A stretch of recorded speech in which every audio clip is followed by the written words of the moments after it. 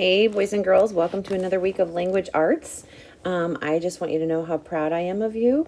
And I wanted to remind you too for our Language Arts test on Google Classroom. I know it looks super different, and some of you I noticed have been struggling with the format on Google Classroom in a way that you're forgetting what an adverb is, or even a verb. I had some friends forgetting what a verb is.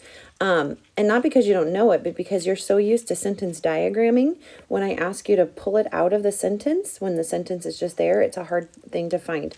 So we're going to do some review today, but I also want to show you what it looks like on Google Classroom, or how you would answer it on Google Classroom.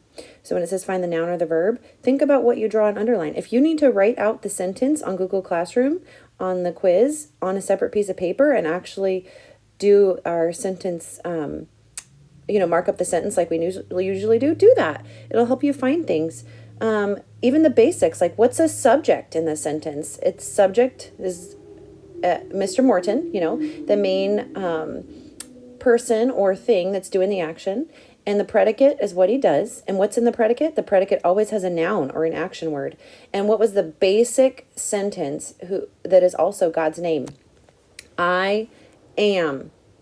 Okay, so it has I and it has am. So am is the noun in that sentence, and the subject would be I. So let's review a little bit. A verb. A verb is a word that usually shows action. Okay? Non-action verbs include am, is, are, was, were. So in a sentence, think about it. You could say it two different ways. Like God's name, I am. Okay? And you can use that. Do you remember? I am awesome. Okay? Or I am doing work.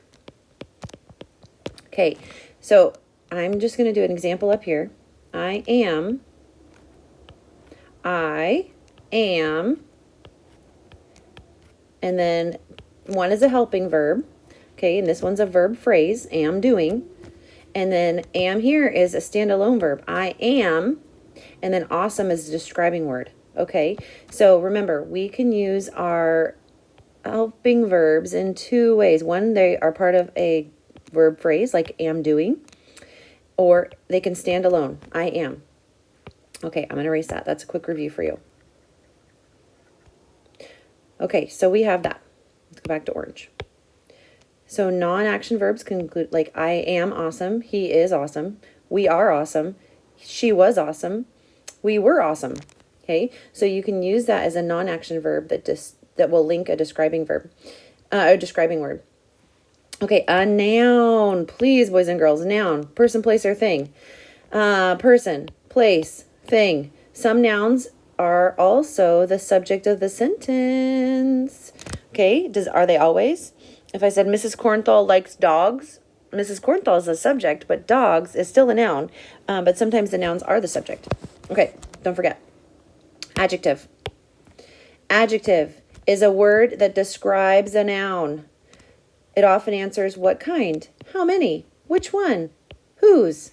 Example, what kind of dog?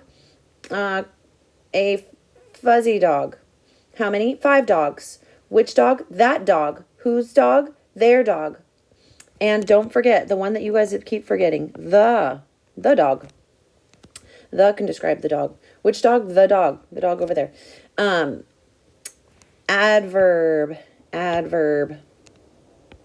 Adverb is the word that describes a verb. Remember, verb is an action word. So it adds to a verb. The word verb is in adverb. Okay, so how? So let's take the word run. How do you run? Quickly. When do you run? Often. When? Saturday. How often? Regularly. Weekly. Okay, how? When? How often? So it describes the action. Okay, the adverb often answers how, when, or how often. Okay, so now looking at this, Let's check it. Thank you, Aiden, for reminding me to read the instructions. It says draw a line on dividing the subject and the predicate. We've been doing that since the beginning of the year. Underline the verb twice. Okay. Underline each subject once. Draw a box around each noun. Ooh, including the subject. So don't forget that. Circle each adjective and draw a small arrow from the adjective to the noun it describes. Circle each adverb and draw a small arrow from the adverb to the verb it describes. Mark up your instructions, boys and girls. There's a lot going on there. Okay, so let's start with the basics. Okay, step 1. And you can even go in order if you wanted to. Step 1, step 2, step 3, step 4. I'm going to make this a little skinnier so you can see if this works better.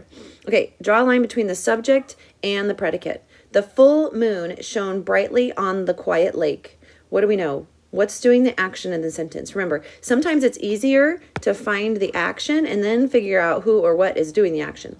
The full moon shone brightly on the quiet lake. Ooh, shone. Here we go. So who or what shone? The moon. Okay, so let's start with that. We got our line. Step 2, underline each verb twice. So the verb, twice. Shone. Shone brightly on the quiet lake. Shone brightly, is brightly an action? Nope, don't underline that. But it does describe the action, so we'll get back to that. Okay, so now we're also going to draw a line. Oops, and let's see, verb twice, subject once. So we have the moon. This is our basic sentence, boys and girls. We did this from the very beginning. This is Mr. Morton and what he does. Okay, so what's our basic sentence here? Moon, shone. Now it's going to give us more description on those things. So what is the noun? Let's look for the nouns and the verbs in the sentence. So first, let's do our nouns, person, place, or thing. Well, a moon is a thing, so we are going to draw a box around it. Okay.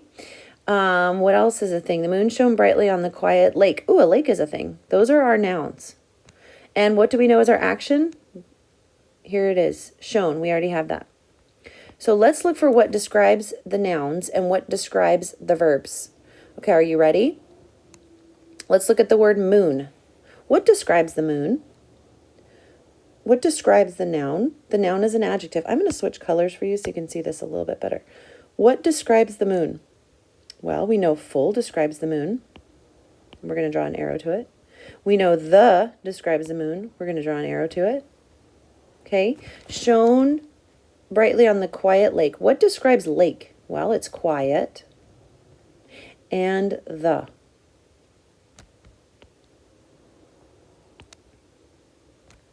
Okay, so those are our adjectives that describe the lake. Let's look at our adverbs. Okay, and our adverbs, I'm going to make this even just a little thinner. What do adverbs do? They describe the verb. So the verb is shown. And how did the full moon, how it had it shown? It shone brightly. It shone brightly. Okay, let's move up a little bit more.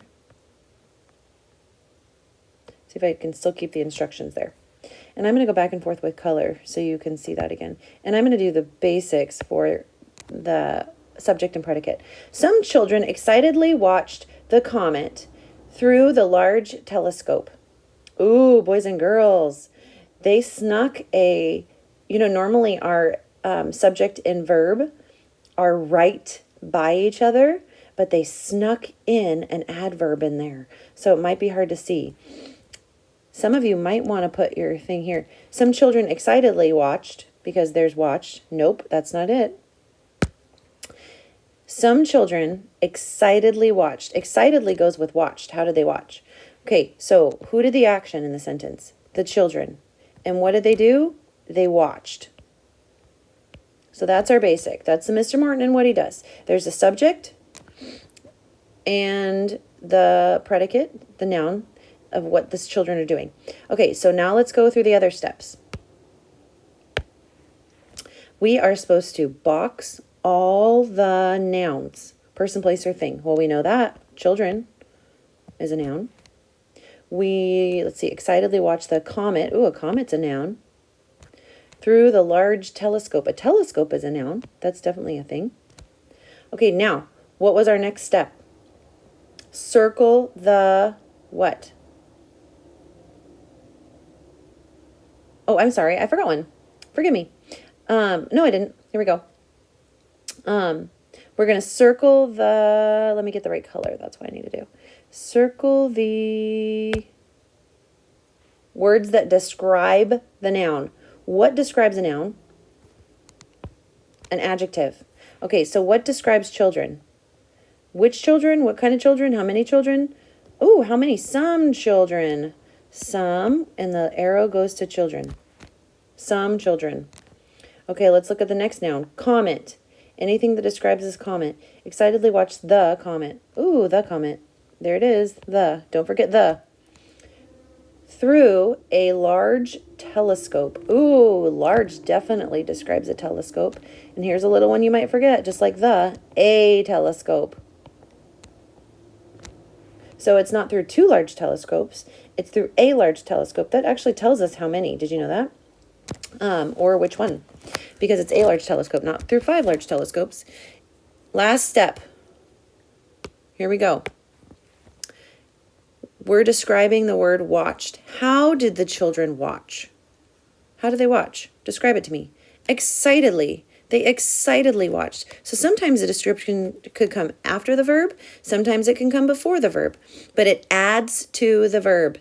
It tells you how they're doing the actions. Remember, verb is an action word. And it adds to the details of the verb. It adds to the action. So how did they watch? They excitedly watched. Then we know how to picture them. If they watched, what if they were bored?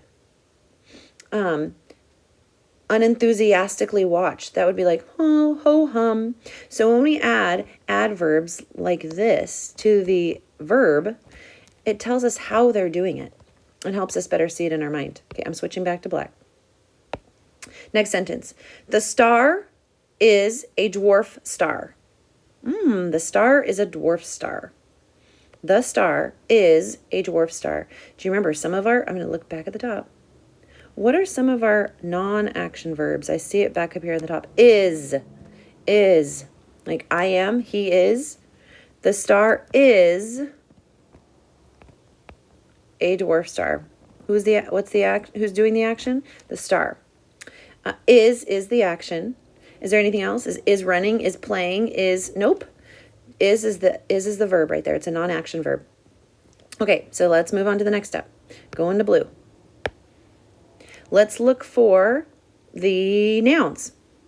Okay, well, look, we have the same noun here. Star and star.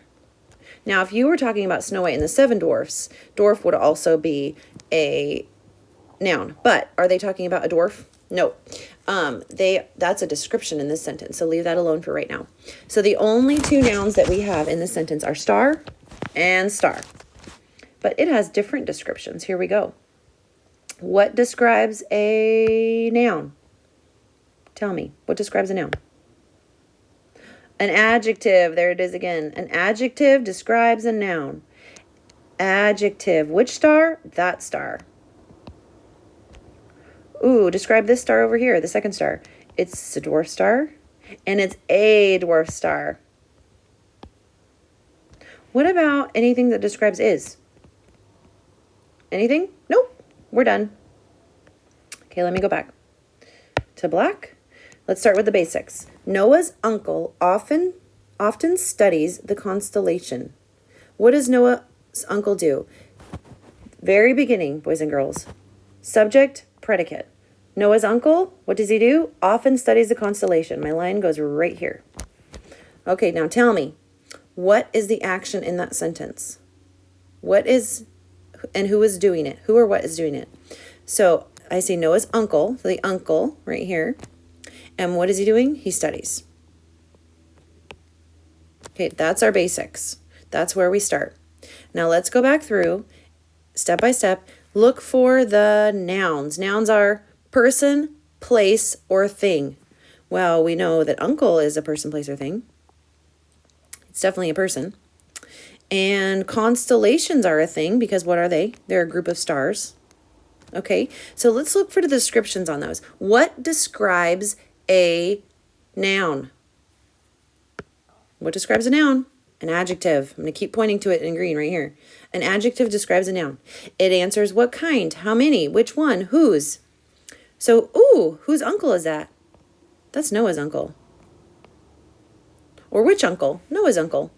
It answers a question. Okay, well, what about constellations? Anything that describes the constellations? The little word that you might often forget, the constellations. The describes constellations. Now, let's go back and describe our verb. What adds to the description of a verb? An adverb. What adds to a verb? An adverb. Okay, it tells us how, when, or how often. Look at this word, boys and girls. Often is actually here. He often studies. What does he do? How does he study? How often does he study? Often. He often studies. So often describes studies. Okay, next one. I'm going to keep it here so you can still see the top. Okay, start with the basics. Here we go. Subject, predicate. We're going to draw our line. Now, Chris can see the Big Dipper clearly. Now, Chris can see the Big Dipper clearly. Who's the subject? Who or what is the subject? And what do they do in the predicate? Now, Chris can see the Big Dipper clearly. Now, Chris is a subject. Ooh, boys and girls. Chris can see. Can see. This is a verb phrase. Can see. Can is helping the word see. Can see the Big Dipper clearly. So our very basics. Chris can see. Do you see that's a sentence all by itself? Now, here's the interesting part. All the descriptions. Before we do that, let's find our nouns. Let's identify our nouns. Nouns are person, place, or thing. Let's put a box around them. Well, we know Chris is a person. Can see the Big Dipper. Big Dipper. The reason I'm not using big as a description is because Big Dipper is a proper noun. And it is actually a compound proper noun, if you remember, because it's two words put together to make one thing.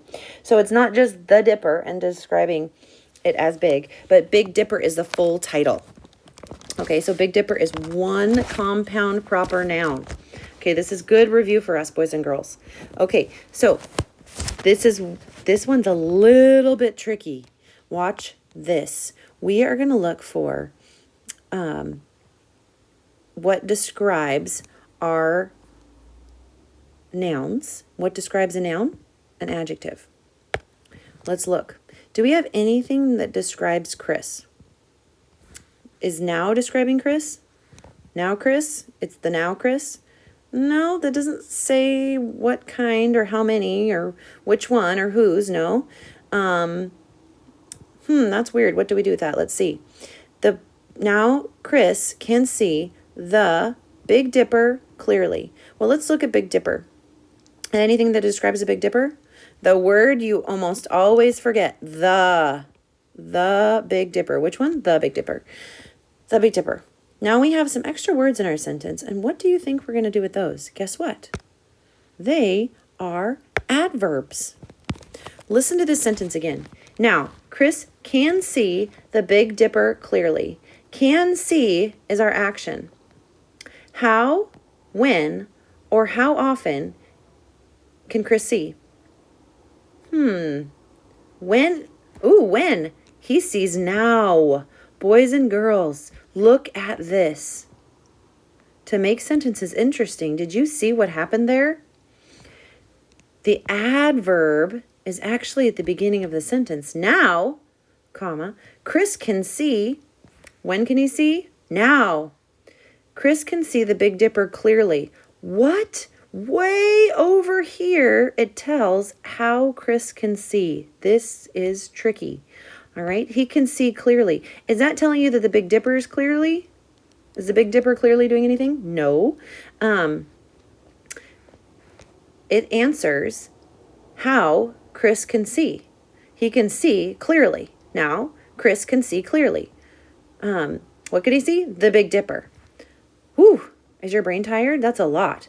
I'm glad I used lots of different colors because it's going to be really busy to see in there.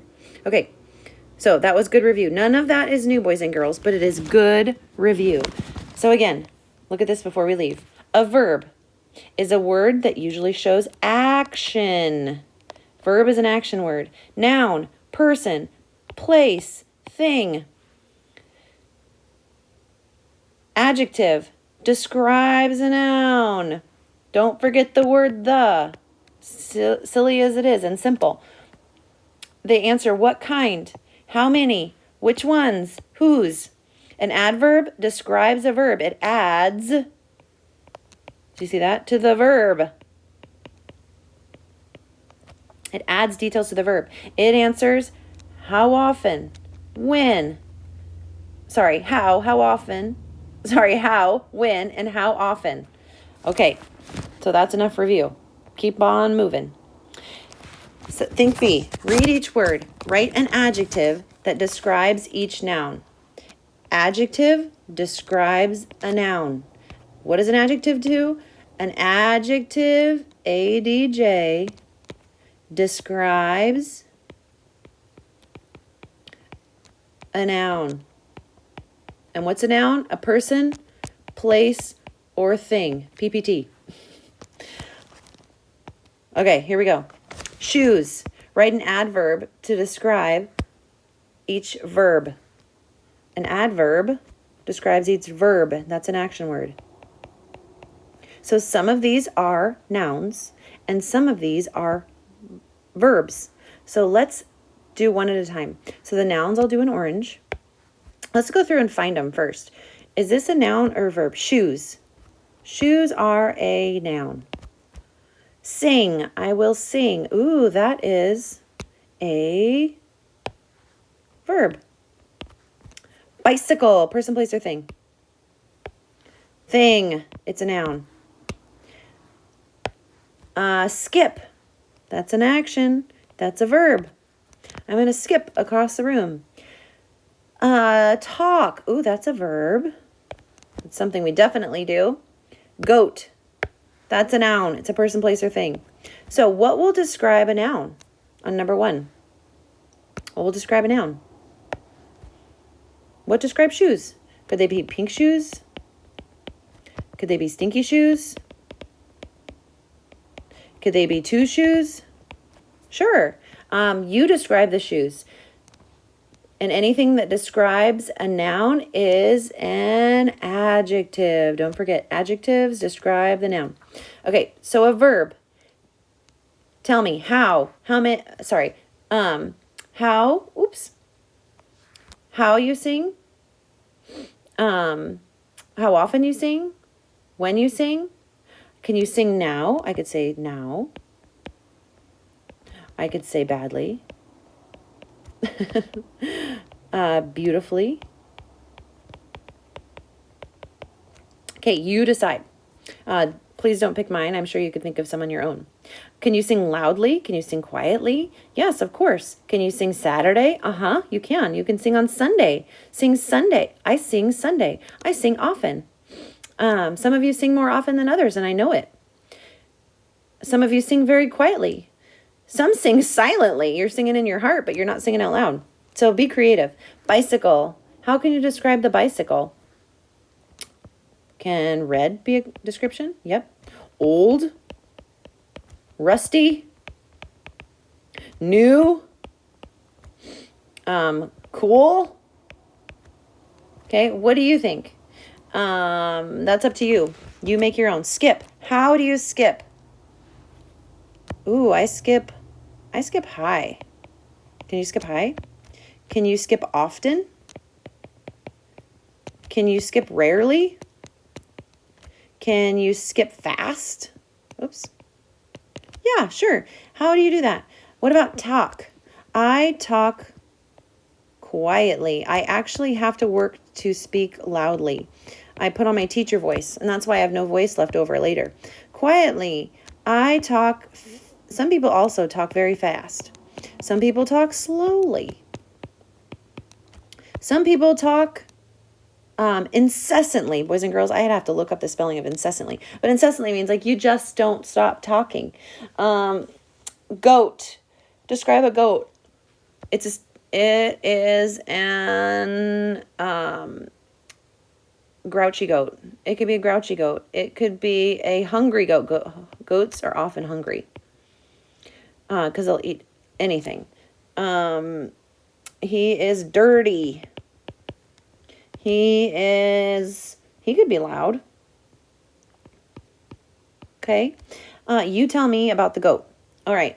So when you describe a noun, you describe it with an adjective. When you add description to a verb, you add an adverb. Excellent. Okay, so you make those your own. Write an adjective and an adverb to complete the sentence. My something pet, so describe the pet. Remember, the pet is a noun. Good job. Person, place, or thing. Eats. So this is going to describe eats. This adverb is going to describe the verb. And this adjective is going to describe the pet. So my,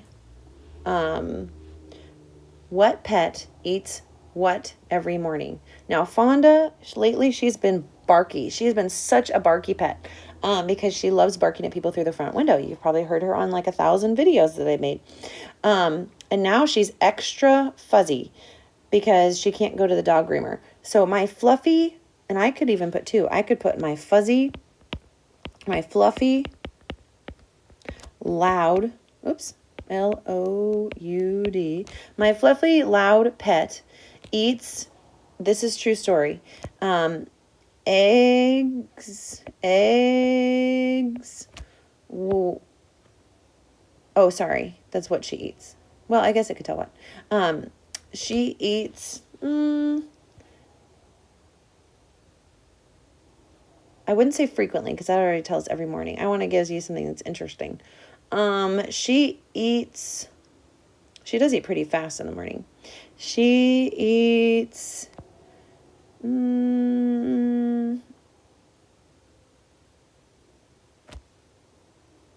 consistently every morning. Well, that double was up. I'll say she does eat pretty fast every morning. She's pretty fast every morning. In her bowl, she has egg mixed with vitamins for her joints and a chewable vitamin. And sometimes, I mix the egg in because she doesn't like her vitamins. And sometimes I actually put coconut oil in there. It's good for her digestion, surprisingly enough. Okay, conjunction, junction. I love these. And I played the video for you guys on Zoom, those of you who are there. Conjunction, junction. What's your function? Hooking up words and phrases and clauses. And, but, and, or. There's 3. Conjunction, junction. There's 3. And, but, and, or. And what do? They hook up words and phrases and clauses. Look up the video. Schoolhouse Rock.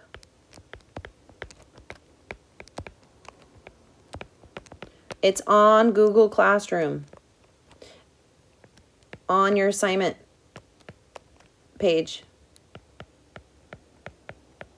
Get it stuck in your head. Conjunction, junction. I will not forget it, boys and girls. That came out like when I was a little girl. And I know that conjunctions hook up words and phrases and clauses. And, but, and, or.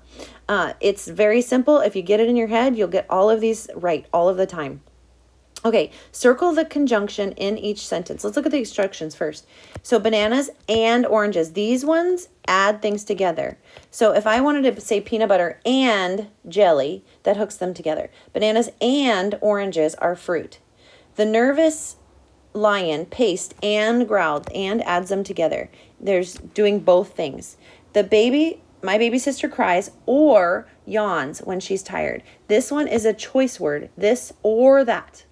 Okay, it's a choice. This or that.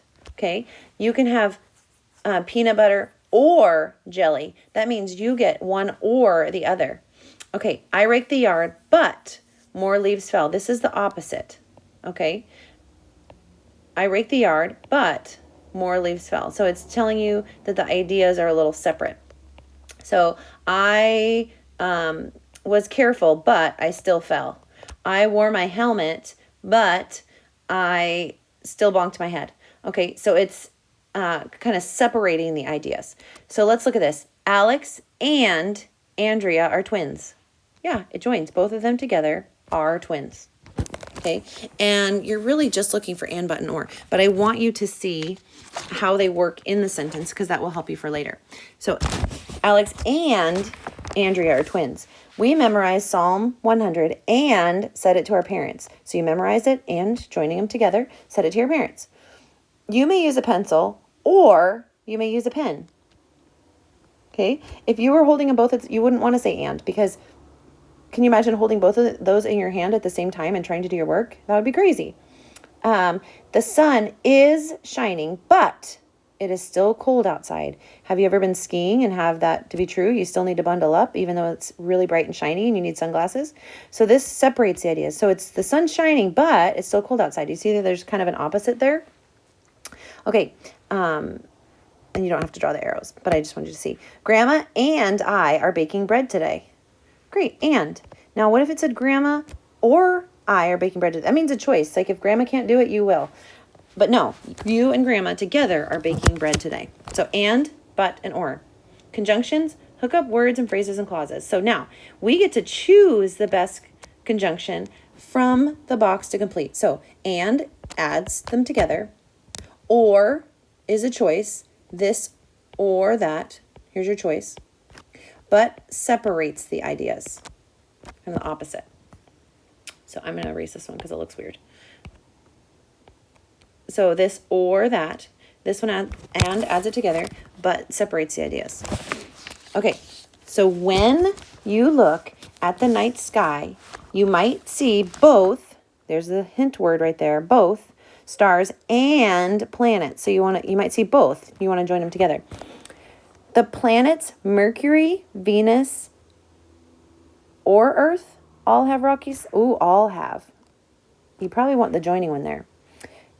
Listen to this one. The planets Mercury, Venus, or Mars all have rocky surfaces. Is that giving you a choice there? No.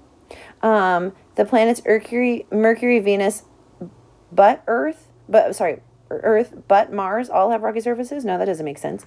And. Venus is called the morning star, and it is not really a star. That works, but this is called the morning star, but not really a star. So this is like an opposite idea. Okay, is it giving you a choice? Venus is called the morning star, or it is not really a star? Is it saying you can choose to call it that or not really call it? No, it's not a choice one. It's but. Venus is called the morning star, but it is not really a star. It's telling you opposite ideas. Even though it's called a star, it's not really a star. Okay, it takes Venus 225 days to orbit the sun. It takes Earth 365 days to orbit the sun. You could join it with an and, just as giving information, but what works a little bit better? So it's telling you something about Venus's orbit, and it's telling you something different about the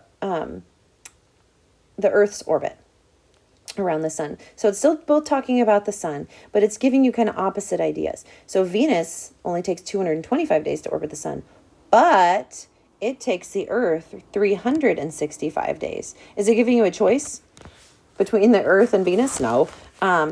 Is it joining them together? Not really. It's kind of telling you something opposite. So but is the best choice there. Okay, number 5. You can use just your eyes to look at Venus. You might use a telescope to see it clearer.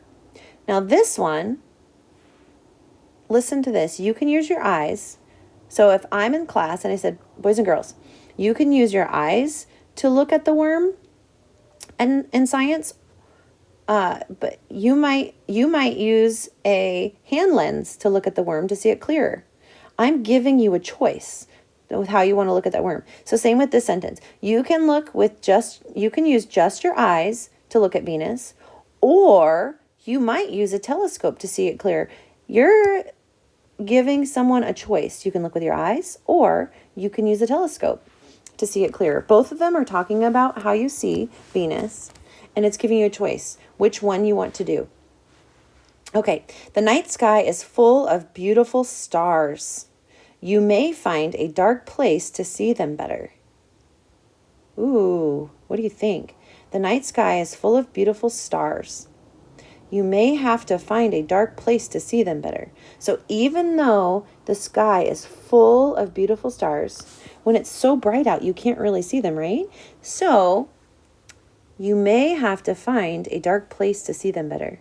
So that's kind of an opposite idea. So even though the night is full of beautiful stars, what happens? You might not be able to see them, but you might have to find a dark place to see them better. So if I went outside, I'm like, Mr. Kornthal, I can't see any of the stars. And he'd say, well, because you're right by the street light. You, even though the sky is full of beautiful stars, the opposite is true. You may have to go find a dark place. There's a separate idea. You might have to go find a dark place to see them better. Is it giving you a choice between the beautiful stars and the dark place? No. Is it joining them? You could join the ideas, but the best fitting conjunction is but, because they're kind of opposite ideas. Even though the sky is full of beautiful stars, you still might have to go somewhere else to find them because they might be hidden because it's so bright out. So you might have to go find a dark place to see them better. Okay, so don't rush through these, boys and girls, because you have to actually stop and think about what they're saying, not just quickly pick a choice. Scientists often work in an observatory to observe something. It's either and, but, or the planets. Study the planets, blank, stars. Scientists often work in an observatory to observe. Observe just means to watch, to see, to notice, to look, to observe. Let's try the different choices. Scientists often work in an observatory to observe or study the planets or stars. You know, I would accept that if you put that on a test, because they might observe or study. But do they usually do both? Yes. Scientists often work in an observatory to observe and study. So they're looking and they're studying. They're not just looking and choosing to study or not. And when you study something, first step is observation. You have to actually observe. So you have to observe and study. So these ones actually go together. You observe and study. The planets, I would accept or, because some scientists specialize in studying one thing or the other. But in general, if a scientist is studying this planets and stars, they're probably going to do both. They're going to overlap a little bit. So they're probably going to join those ideas together. I wouldn't mark it wrong on a test if you put or. I would accept it. But the best answer here is and, because they are doing both. They're observing and studying the planets and the stars. Okay? David said, "The heavens declare the glory of God. The firmament sheweth," which means shows, "his handiwork." So the heavens declare the glory of God. Basically, his creation shows his handiwork. It shows how amazing God is in his creativity and his ability to create. So King David said this. Psalm 19:1. So is it saying or the heavens declare the glory of God, or the firmament shows his handiwork? No, it's not giving you a choice there. They go together. Is it saying the heavens declare the glory of God, but the firmament shows his handiwork? No, they're not opposite ideas. They're joining ideas. So we're going to put an and. So even though these conjunctions are simple, and, but, or, boys and girls, slow down and really think about how they're joining the sentences and then joining the ideas. Are they separating them? Could just think peanut butter and jelly, peanut butter or jelly, peanut butter but not jelly. Do you see that? So those are three different sentences. Mom said I could have peanut butter and jelly. Mom said I could have peanut butter or jelly. Mom said I could have peanut butter but not jelly. See, those are very, very different choices. One of them you get both on one sandwich. The other one you get one choice, peanut butter or jelly on one sandwich.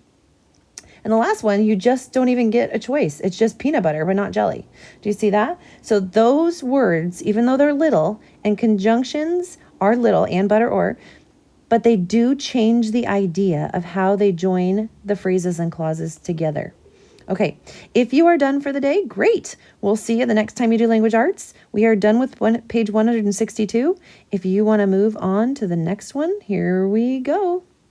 All right, boys and girls, welcome to page 163 in our language arts book.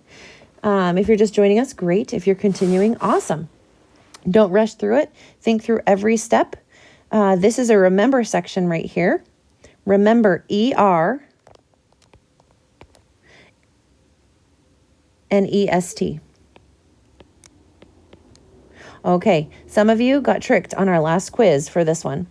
ER is when you compare two. Okay, and you have to slow down and look at the sentence. If you are comparing if you're comparing three or more. So I would say he is the fastest in the entire class because it's comparing more. He is the fastest of the boys. Okay, but if I said he is faster than his brother, that's only comparing two. So ER, he's faster than his brother. EST, he's fastest in the group. Okay, let's look at the example sentences. David is older than Stephen. Older because there's only two boys. Okay, David is the oldest boy in our class because there's several boys. So that's 3 plus. Okay, use the word more before a long adjective when comparing two nouns. So again, more beautiful, more useful. This is with two comparison. Okay. That picture is more beautiful than the one you did yesterday. That pencil is more useful because it still has an eraser. Okay. When you're comparing, that pencil is more useful than the one without the eraser. When you're comparing two things. Now, if I said, that picture is the most beautiful one you've ever done, that's comparing 3 or more. When you use most, it's 3 or more. Okay, it is the most useful eraser of all because it was designed to it was designed to erase everything the best. That is the most awesome time you've ever had on a race. Okay, like of all the races you've ever won, that was the most impressive. Okay, most is 3 or more. Do not add, here we go, do not add the word more or most to ER and EST. Okay, so this is our little toddler. When they're learning language arts, boys and girls, when we speak, we learn these things naturally as we grow up. We're not learning the rules. Now we're going backwards and kind of learning the rules. Some of you might still be tricked on some of these, and maybe you say, that was the most fastest I've ever run. But usually you hear it. If you listen to little toddlers when they're learning to speak, Mama, I'm the most biggest of all my friends. Okay, most biggest. They will add those together. So you have a choice. I am the most big of all my friends, or I would say I'm the biggest. Okay, or I could say I am bigger than my sister, or I am more big than my sister. But I do not say I am the most biggest, and I don't say I am more bigger. Okay, so do not do those together. You have the choice. You either do the ER or the EST, or you do the more or most in front. Okay, but you don't put them together. That's toddler talk. It's cute when you're a toddler, but not when you're in 3rd grade. So can you imagine if Mrs. Kornthal said that all the time? Now, every once in a while, can anyone slip and say that by accident? Yes, but we know in the rule, when we're talking like 3rd graders and above, we don't use those at the same time. That is the most softest tissue I've ever felt on my nose. No, that is the softest tissue I've ever felt on my nose. Tissue is the most soft of all of the tissues I've ever tried. Okay, but we don't put them together. Okay, so that's the rule. Now, none of this is new. This is all remember, but I just wanted to go over it because I feel like some of you are forgetting. Okay, some adjectives change completely when used to compare. This one was on our last quiz, boys and girls, and a couple of you missed it. So instead of saying bad and saying badder, you don't say, he is badder at Monopoly than me. No, he is worse at Monopoly than me. I wouldn't say he is the baddest of all Monopoly players in the class. I would say he's the worst of all the Monopoly players in the class. And he would say, it's okay. I don't like Monopoly.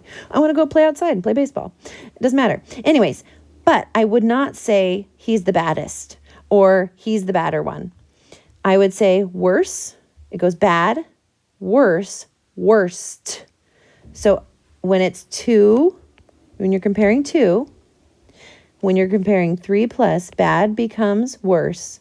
And out of a whole group, bad becomes worst with a T on the end. Okay, good, better, best. Good, better, best. That is good. When you compare two things, it's better.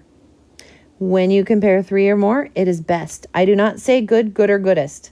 It is not gooder. It is not goodest.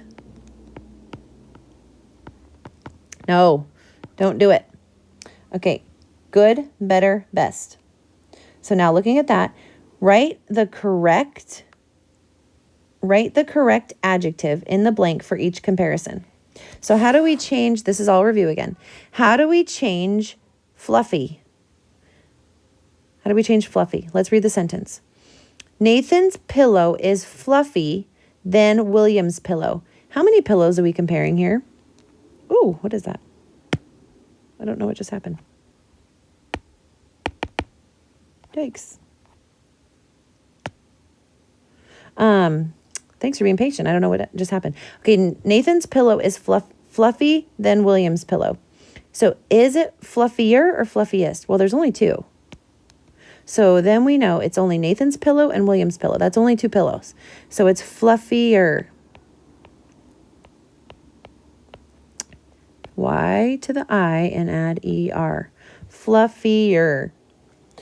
Dad's soup is hot than my soup. How many soups are we comparing? Is it hotter or hottest? If there's 2, it's ER. Hotter. HOTTER. Hotter. Of all those elk, all those elk, that elk has the larger rack of antlers or largest rack of antlers. Of all the elk, not comparing 2, this is 3 plus. So it is largest. Largest rack of antlers. So in the whole field of all the elk that are there, it is the largest. Okay, this spelling list is easier or easiest than the last one. How many is it comparing? This one, it's comparing this spelling list to the last one. How many is that? That's 2. So it is easier. EASIER. Ben's painting is the colorful painting of all the paintings. Okay, so now we know it's all the paintings. So this is 3 plus. How would we say this? Ben's painting is the colorfulest? Colorfulest? What sounds a little bit better than that? If we add a word in front of it that helps. Colorfulest? No, what could I say? Ben's painting is the most colorful painting of all the paintings. Not more, because that would only compare 2. Most colorful. Ben's painting is the most colorful painting of all the paintings. Okay, today's paper is good, gooder, goodest than yesterday's paper. No, boys and girls, no good, good, or goodest. Oops. No way. Today's paper is, better than yesterday's. How many papers are we? Just today's and yesterday's. That's only 2. So is that good, better, or best? When we compare 2, it's better. It's better than yesterday's. Is your cough bad, badder, or baddest than last week? Just kidding. We don't say bad, bad, or baddest. We say bad, worse, worst. Ooh, is your cough... Now, even though you had a cough more than one day last week, so is your cough... Just comparing your cough now to last week, that's only really 2. It's not saying of all the days. It's just saying basically now or before. Is your cough good? I'm sorry. Bad, worse, or worst? If it's only 2, it's worse.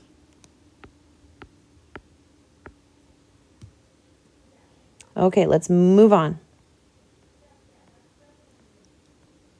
And some of you, I know on language arts, some of the reason you're getting these wrong is you're just even Mrs. Cornthal, I'm like stopping to think in my brain right now.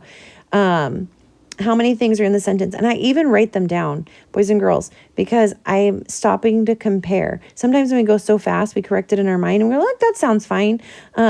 Just slow down, take your time, read it, think about it, and even go over it again. Okay, here we go. Write a sentence using the adjective. What's an adjective? An adjective describes a what? A noun. And what's a noun? A noun is a person, place, or thing. Okay? Remember to compare the number of nouns. So smaller, that's 2. You're only comparing 2 things. Kindest, EST, that's 3 plus. So what could you say for smaller? That cookie is smaller than mine. Your cookie is smaller than mine. Sure. That park is smaller than my backyard. That would be amazing if you had a backyard that big. That bike is smaller than Joe's bike. Okay, what do you compare? You're comparing 2 things. Kindest. You are saying of all of the whole group, okay, maybe the kindest friend you know in school is, okay, who's the kindest person you know? Who's the kindest member of your family? What's the kindest thing anyone has ever done for you? The kindest thing anyone has ever done for me is what? Of all the kind things. So remember, more than one. Okay, now, true or false? Every sentence starts with a capital letter. True. Do not forget capital letter and your end punctuation. Capital letter, end punctuation. Do not forget. You know who you are. And if you were sitting in class right now, you'd know who I was talking to. There's a couple friends that I'm always remind you, go back, erase it, add your capital and your end punctuation. Do not forget. So I'm going to let you write your sentences.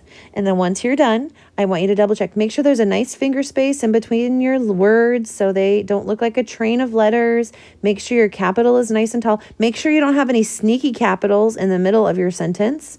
Make sure your punctuation is correct. Make sure with smaller, you have the right comparison, only 2. Make sure with kindest, you're comparing 3 things.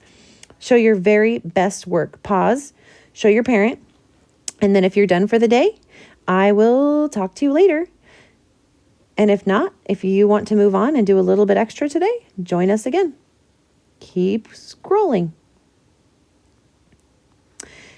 All right, boys and girls, welcome back to page 164. We are learning so much in language arts, and here is more sentence diagramming. It is all review, but I want you to stop and think. Because the more we have, the more we add to the sentence diagramming. And it can get very, very, very crowded in these sentences. And there's a lot we could miss if we go too fast. Okay, so the first thing we're going to do, Aiden, Thank you for always reminding me to read the directions. Let's do that as a first step. Let's draw a box around the nouns in each sentence. Noun, person, place, or thing. Don't forget. Circle the adjectives and draw a small arrow from the adjective to the noun it describes. Okay. Remember that some nouns have more than one adjective. Oh man, don't forget. They're giving you a hint there, boys and girls. Remember, italics are hint. Remember that some nouns have more than one adjective. So I could say the fuzzy, sweet, loud, obnoxious, friendly, kind dog. Okay, that was a lot of adjectives describing the dog.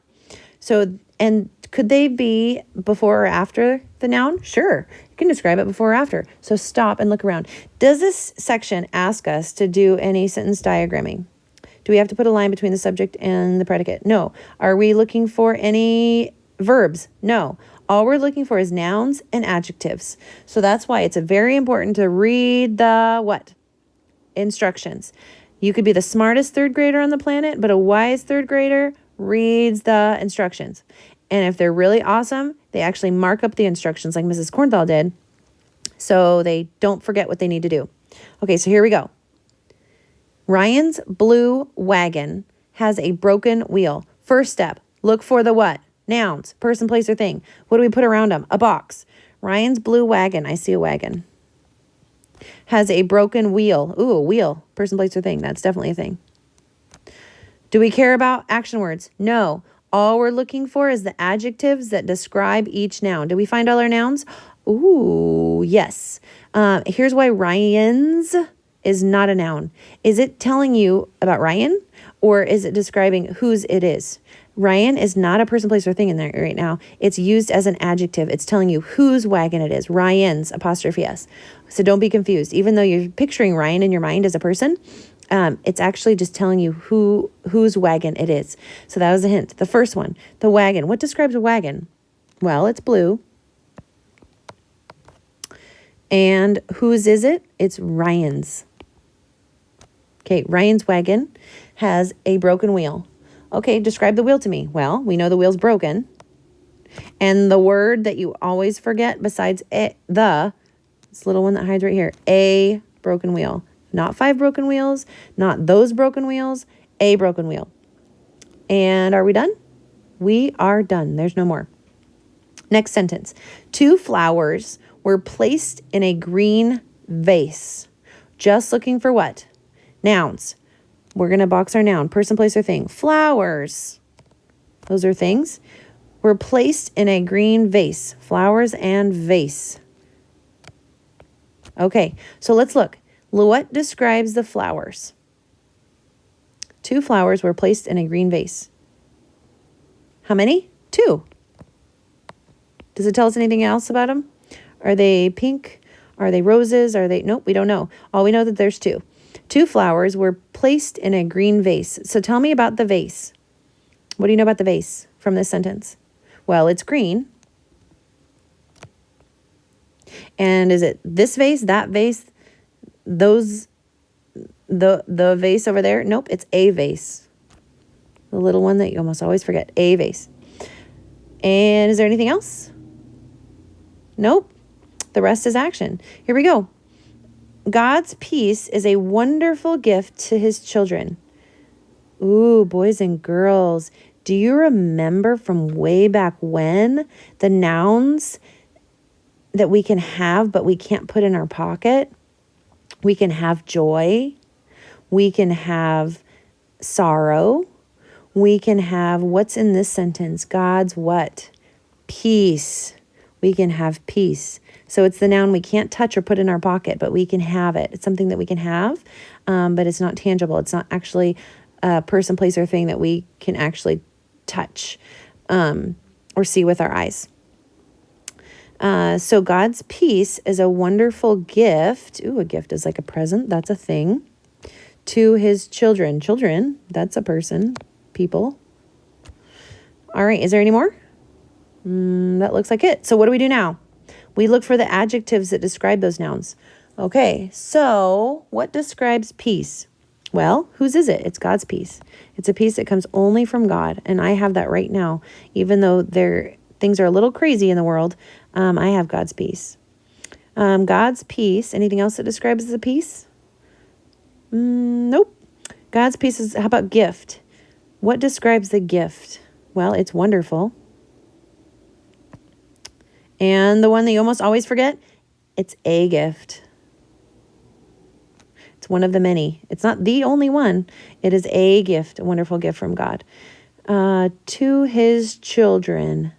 All right. What describes children? Whose children? His children. And boys and girls, we do, as children of God who know and love Jesus as our Lord and Savior, we do have a peace that surpasses all understanding. And it is a wonderful gift from God. Some ice is still on the sidewalk. Number 4. Some ice is still on the sidewalk. Okay, we are looking for nouns. Noun, person, place, or thing. What do we see here? We have ice and person, place, or thing. Ooh, sidewalk. You can look at it's like a thing, but it's also a place. Any more? You see any more? Nope. Okay, so what describes ice? Tell me an adjective that describes ice. Well, how many? Some. We have some ice. What else? Anything else describing ice? Nope. How about the word sidewalk? Doesn't look like it, right? Here's the one we almost always forget. The sidewalk. This sidewalk, that sidewalk, the sidewalk. The describes sidewalk. All right, now we're done. At the birthday party, we're on number 5 now, on page 164. At the birthday party, the girls played many fun games. Okay, what do you see? Person, place, or thing? Well, party, for sure. The girls played, girls, they are people. Played many fun games. Games, those are definitely a thing. Awesome. Anything else? Nope. Okay, now let's see what kind of party, what we know about the girls, and what description we have for the games. Now let's look through that. So what kind of things do we know about the party? Well, it was a birthday party. And the word you almost always forget. The party. Not his party, not her party. It's the party. The girls played many fun games. Do we know anything about the girls? Well, we know it's the girls, and that's about it. The girls played many fun games. What do we know about the games? Well, they're fun. Do we see that? And is it a lot or a little? Well, there's many. Tells us that there's many fun games. Could they have said few boring games? Sure. But they didn't. They said many and fun. So now we know about them. They are adjectives that describe the noun games. Okay, boys and girls, if you are done with that section, great. We are moving on. Underline the verb or verb phrase. And you know what? Normally we do that with 2 lines. So I'm just going to keep it as 2 lines. So you can do 2 lines with me. Verbs we usually do with 2 lines. Verb or verb phrase in each sentence. Circle the adverb. And what does an adverb do? It adds to what we know about the verb. And what is a verb? An action word. It's what we do. Run, jump, play, think, sleep. Even though sleep looks like it's not an action, it is. It's something you do. Circle the adverbs and draw a small arrow from each adverb to the verb it describes. Okay? So, it even gives us a hint to what to look for. How often? My grandmother prays for me daily. So what does grandma do?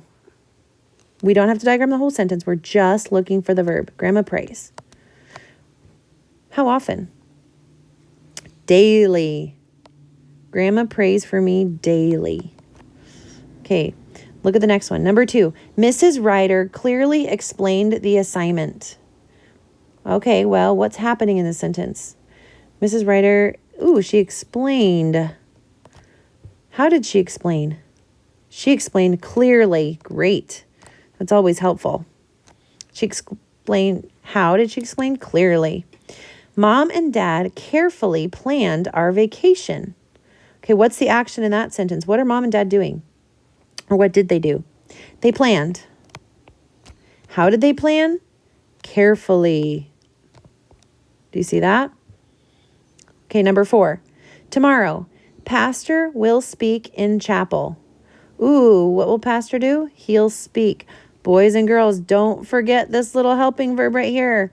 This is actually a verb phrase. It tells us, so he's not speaking now, he will speak. That tells us that's something that's going to happen later.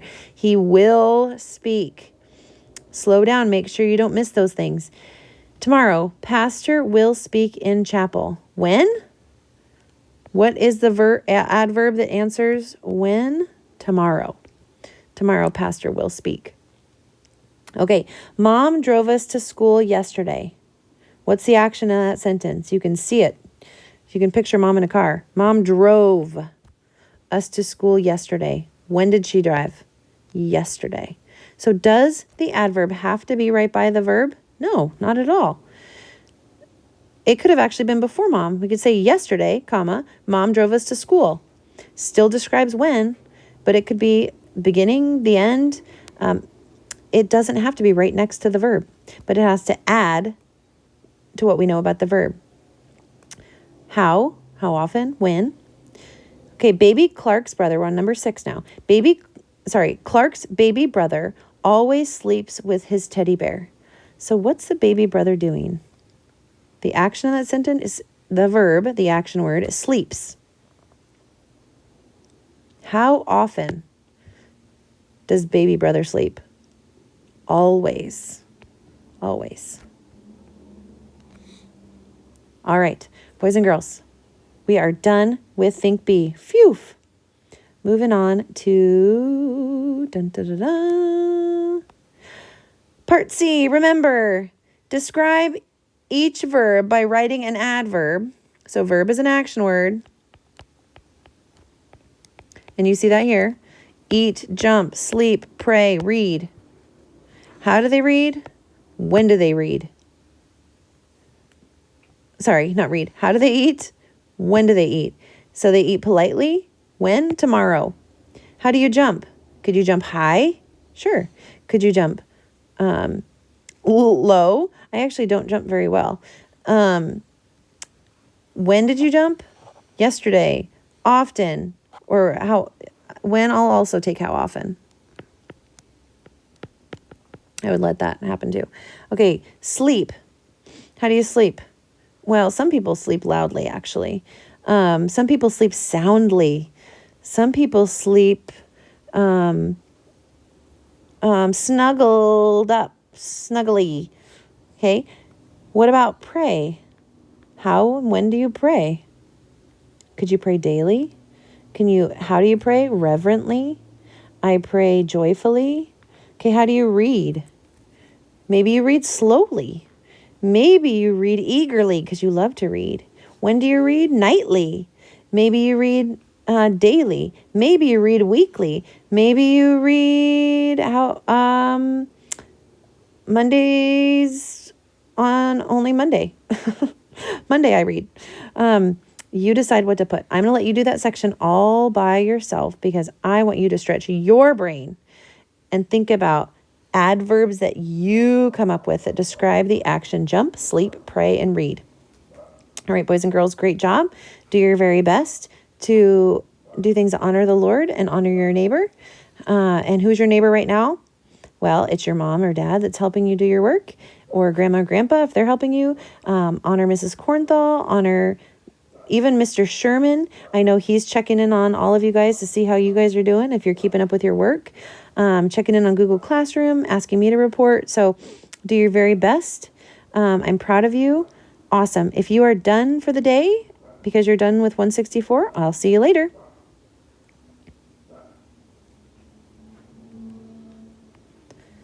All right, boys and girls, welcome to page 165. I love this. This is a fast page. I love sentence diagramming. I hope you do too. It's easier for me to find the words when they're diagrammed out like this. So it says, mark each sentence. We know what to do. We've been doing this for a long time. And here we go. Diagram the sentence. We have subjects, we have verbs, and conjunctions. That's and, but, and or. Conjunction, junction, what's your function? Hooking up words and phrases and clauses. Watch the video. Watch the video today.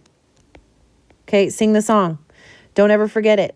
Then you could say to your child, hey, when I was in 3rd grade, I learned this song and I never forgot conjunctions. And, but, and or. They hook up words and phrases and clauses. Okay, so let's do that. And your conjunction, it's going to fit right here. You actually are going to, if you want to turn the paper sideways to write that, go right ahead because you're going to have to write it sideways. Your conjunction is going to go on this part right here. Okay. All right. The trumpet and the piano. I'm switching colors because I'm getting bored of black. Mark each sentence, diagram the subject, the verb, and the conjunction. The trumpet and the piano are my favorite instruments. So first step, line between the subject and the predicate. The trumpet and the piano, are my favorite. There's a line between the subject and the predicate. Trumpet and the piano, what are they? They are my favorite instruments. Okay. Are. Are is the action. Are running? Nope. Are walking? Nope. Are my favorite. Are stands alone right there. And my favorite just describes the instruments. Okay. So trumpet and piano. Here we go. So we write trumpet on the first line, and I might have just underlined piano, but I'm so thankful for our sentence diagram right there because it made me realize, there's two things. There's the trumpet and the piano. And what is our conjunction, boys and girls? It is and. And our action, what is our verb? Are. Excellent. We're done with number 1. Number 2, Dad built a campfire and cooked our dinner. All right. Where is the line between the subject and the predicate? Dad built a campfire and cooked our dinner. I see it right there. Dad, what did he do? He built a campfire and cooked our dinner. So, who's the subject in the sentence? Dad. And what did he do? There's 2 actions there. Dad, he built a campfire and cooked our dinner. Joins it together. He built and cooked. Don't forget your conjunction that joins them together. And. My ands are going 2 different ways because I turned my paper different ways when I wrote it. It's okay. I would mark that right. Whichever way you have the and, as long as the word is sideways and you're going, and it's in the right spot. Okay, Sebastian or Daniel will play goalie in tomorrow's game. Do you see how and, but, and or change the meaning of the sentence? Could you imagine if it said Sebastian and Daniel will play goalie in tomorrow's game? That means they're either doing something illegal and having 2 goalies at once, or they're going to split the time and maybe one's going to play part of the game and one's going to play the other part of the game. So maybe like halfway through the game they switch. But that's not the case. They're choosing one person to play for the whole game. It's either going to be Sebastian or Daniel. Do you see that? So let's look at the sentence now. Where is the subject and what will they do? Subject, Daniel or Sebastian. What will they do? They will play goalie in tomorrow's game. Okay, so here's our choices. Sebastian or Daniel. What will they do? They will, this is a verb phrase. They will play goalie in tomorrow's game. Sebastian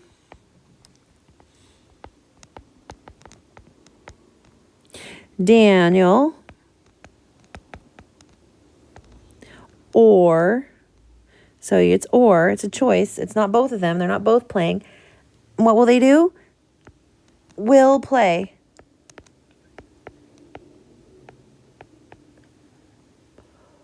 All right, boys and girls, if that's all you did today, we are done with page 165. If you want to continue, keep scrolling with me. or just keep watching the video and stick with turn the page. If not, I will talk to you tomorrow.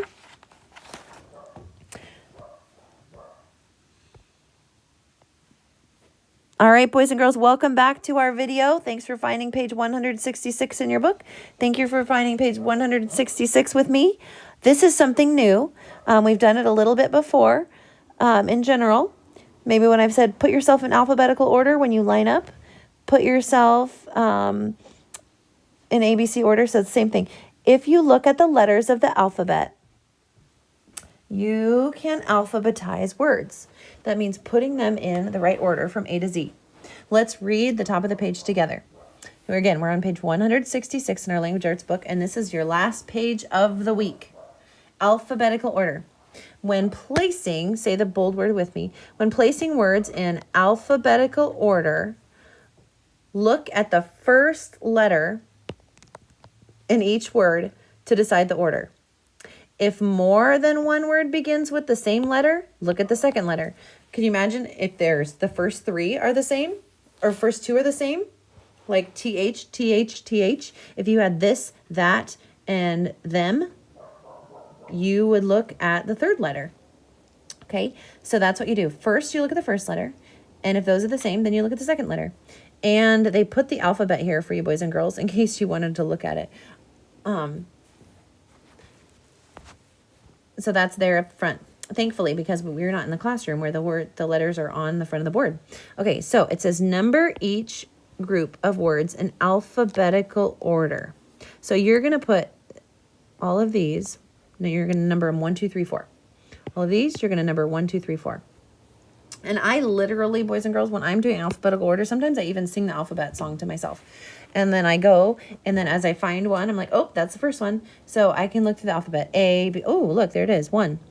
A, B, C, D, there it is, 2. We're looking at the first letter. A, oh, my goodness, look what I did. I just skipped right over it. See, even I can go too fast. A, B, C, I missed C. D, E, F, G, H, I, J, K, L, M. I'm continuing just to double check my work because even teachers can make a mistake. Do you see how I went so fast that I almost got those out of order? So if I can do that, could you definitely do that? For sure. That's why we need to slow down and double check our work. Lesson learned. Okay, let's start with the alphabet again. We're looking at the first one. Let's see if any of them are the same. I'm going to double check. We have C, E, M, and S. Oh, great. They're not the same. So that way I can just look at the first letter. A, B, C, there's C, D, E, F, G, H, I, J, K, L, M, N, O, P, Q, R, S. There we go. And we're done. That was kind of easy and kind of fun. So now, see if I can do this and leave the alphabet up top if you guys want to see it still. But you have your page either way. Even if I scroll, you can still look at the top of your page. Now, this one gives us a clue. Circle the word that comes second. Ooh, boys and girls. This is different instruction. Second in alphabetical order in each group of words. So when they say in each group, they're divided like this. So in the first group is gravity, galaxy, and geography. So we're looking for the second word. What I want you to do, so you don't mess up, is I actually want you to label them 1, 2, and 3. And then circle the one that's 2. So first step, look at the first letter. Are they the same? Yes. So what does that mean? That means we need to look at the second letter. R, A, E. So you have R, A, and E. Well, if we look at the alphabet, what comes first? Galaxy. That definitely comes first because A is the first letter in the alphabet. Okay, so what do we have left? We have E, A, B, C, D, E. Oh, this is this. E, F, G, H, I, J, K, L, M, N, O, P, Q, R. R comes way after that. So if I'm circling the second word, that's why you want to label them, so you don't forget. The answer is geography. That's the second one.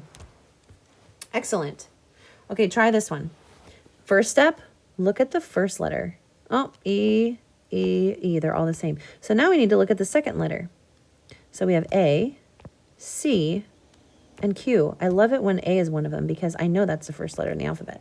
A, B, C. Look, there's a C. D, E, F, G, H, I, J, K, L, M, N, P, Q. There's the Q.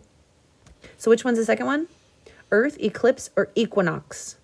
Eclipse. These are fun science space words. Okay. After, actually, always. Look, they gave us all A words again. A, and A. So now we need to look at the second letter. F, C, or L. F, C, or L. Now, could I look at the alphabet and then go F, C, L? Which one comes first? Well, C comes first. Could I use the alphabet up here? Yes, I can. I know that C comes first. I know that F comes after that, so that's number 2. And I know that L, do you see I'm looking at the top? L comes third. Could I sing it? A, B, C, D, E, F, G, H, I, J, K, L. Yep, same idea. Okay, I'm going to erase the alphabet up here.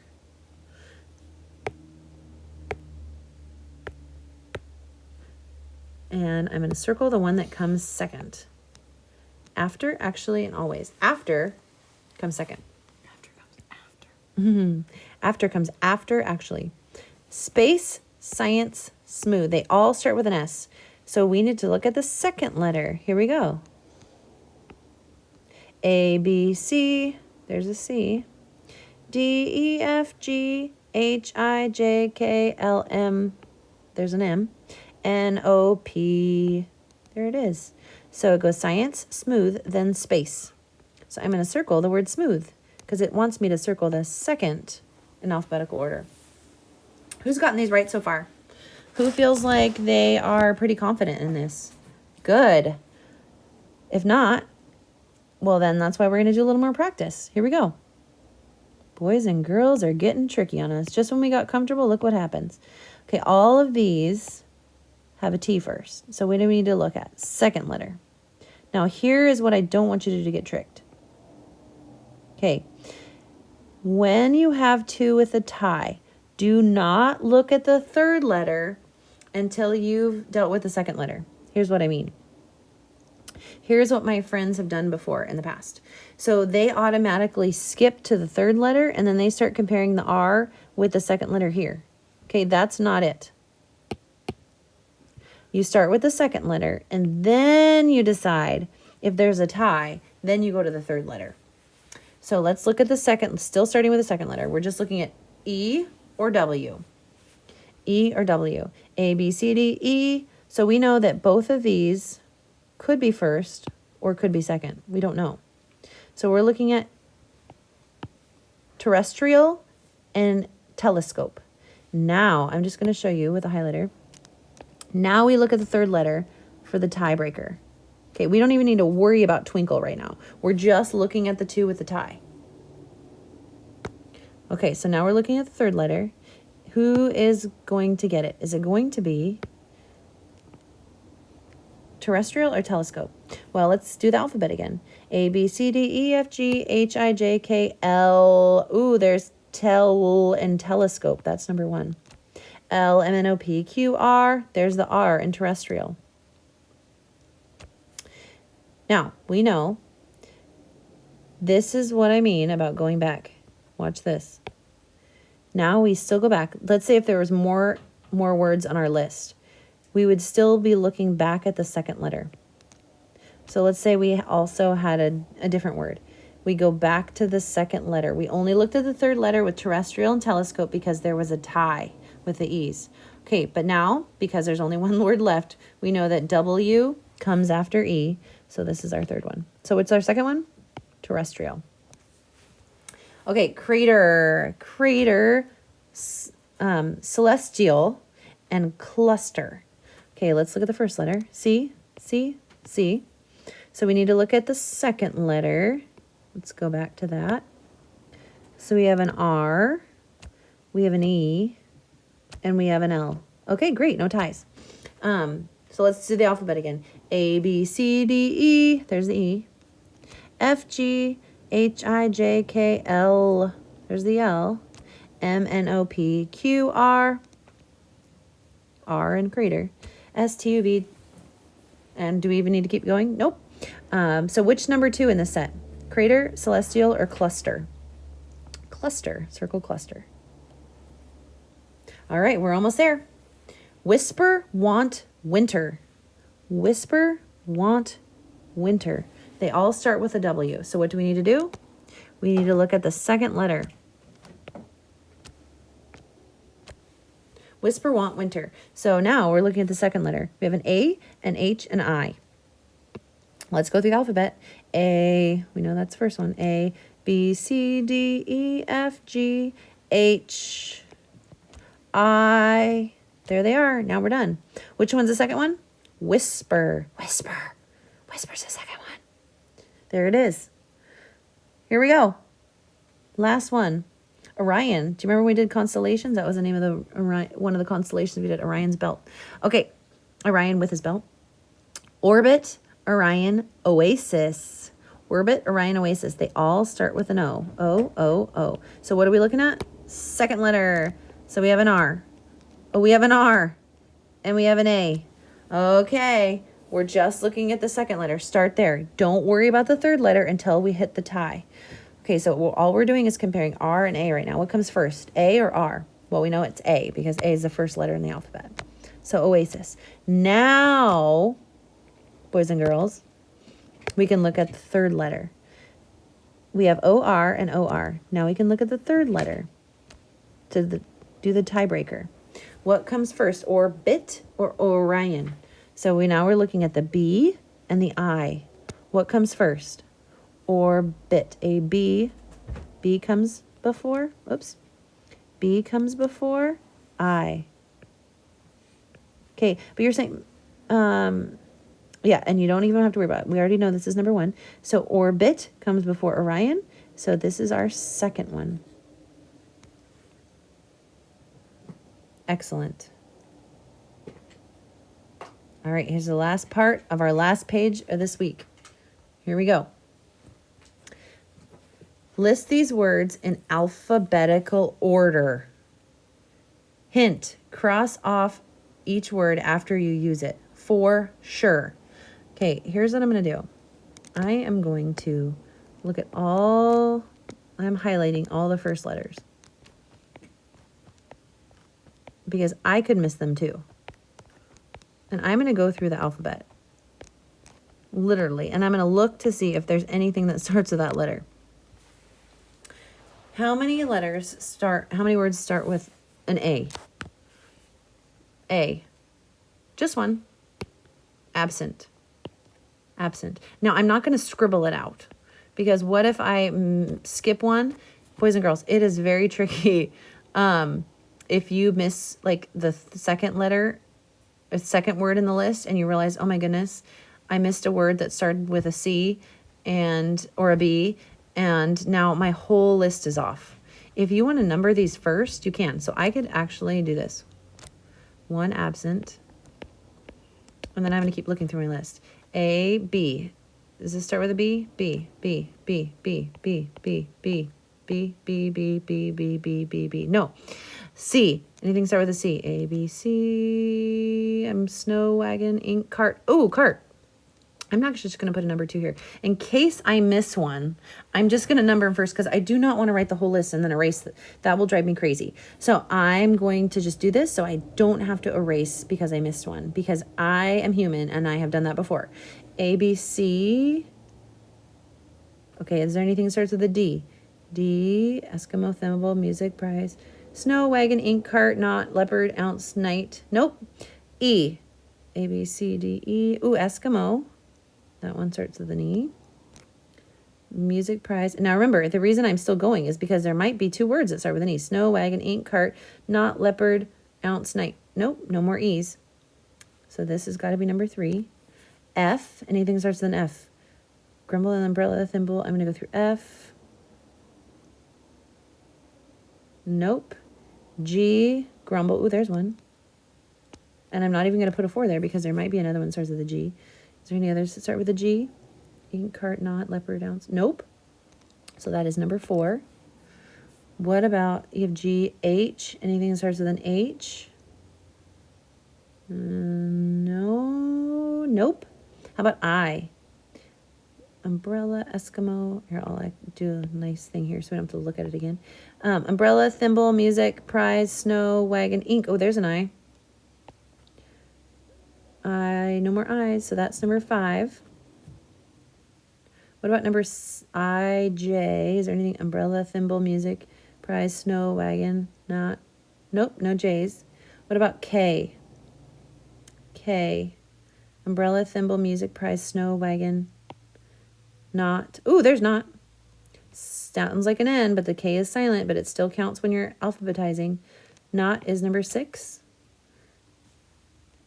Any more K's? Nope. L, umbrella, thimble, music, prize, snow, wagon. Not, leopard, ounce, night. L, there it is, leopard.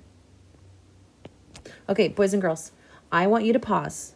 I want you to pause the video, and I want you to finish this on your own, and then I will write the answers in, and you can double check your work. Okay? I'm not kidding. Pause the video. Don't copy. It does not help you if you don't try this on your own.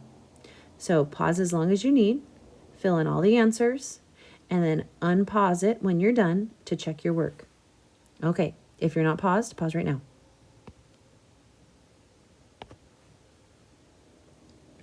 Okay, if you are with me right now, it's because your whole bottom 1 through 15, the whole bottom section of page 166 is filled in. You have already alphabetized all 15 words, and you're just double checking your work.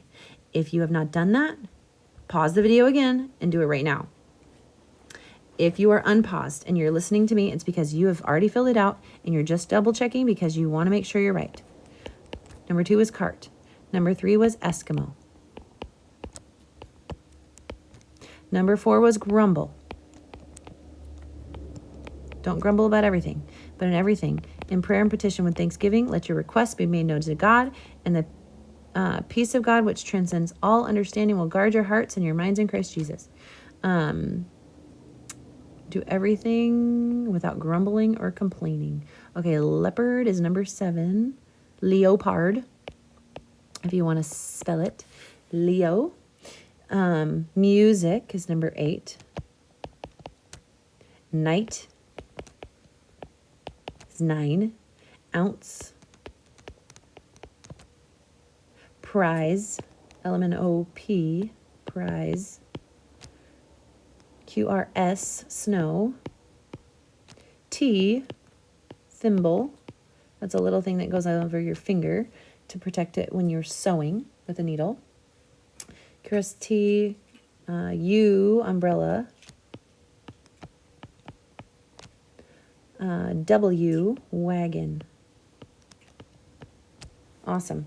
And umbrella now will always remind me of Booker T. Washington and his students who held the umbrella over his head when he was in the classroom and the roof was leaking. What an incredible teacher to work under such trying circumstances, and what amazing students to serve their teacher in that way. And they were diligent and wanted to learn so desperately. Music reminds me to pray for Mrs. Tovar, to praise God for her, and for Mrs. Graves, who are helping us this year. Boys and girls, though it's tempting to grumble right now, don't grumble. And I think you all deserve a prize. So there it is. There's your prize for the day. Dun, dun, dun, dun. All right. Have a great day. You've done awesome. Whoops. Here we go. So remember, more than anything, let everything about God be your number 1 today. So love God and love your neighbor and all that you do.